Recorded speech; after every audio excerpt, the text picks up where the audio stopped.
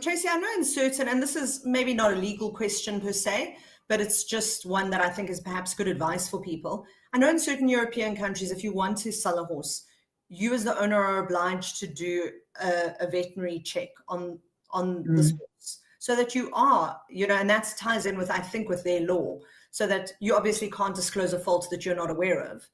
But that's probably a good starting point for sellers.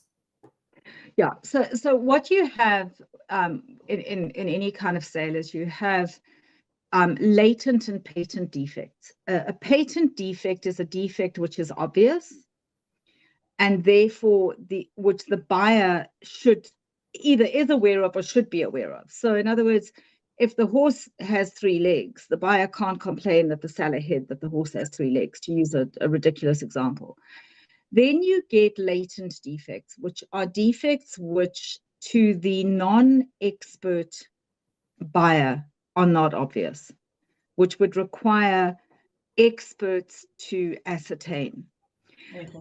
If a latent defect is known to a seller, in other words, if a seller has had x-rays done and it turns out that the horse has navicular disease, the seller should disclose that. That is a latent defect which a buyer is entitled to know.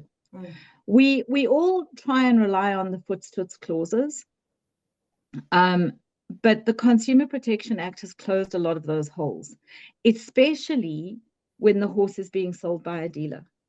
Okay. Because a dealer is in the business of selling horses. They don't get to hide behind foot-to-foot clauses all that easily, and you especially don't get to hide behind a foot-to-foot clause if you know of a defect and you hide it. So if you drug the horse, nerve block the horse, whatever you do to mask that, you're going to find it very difficult to get out of responsibility for that.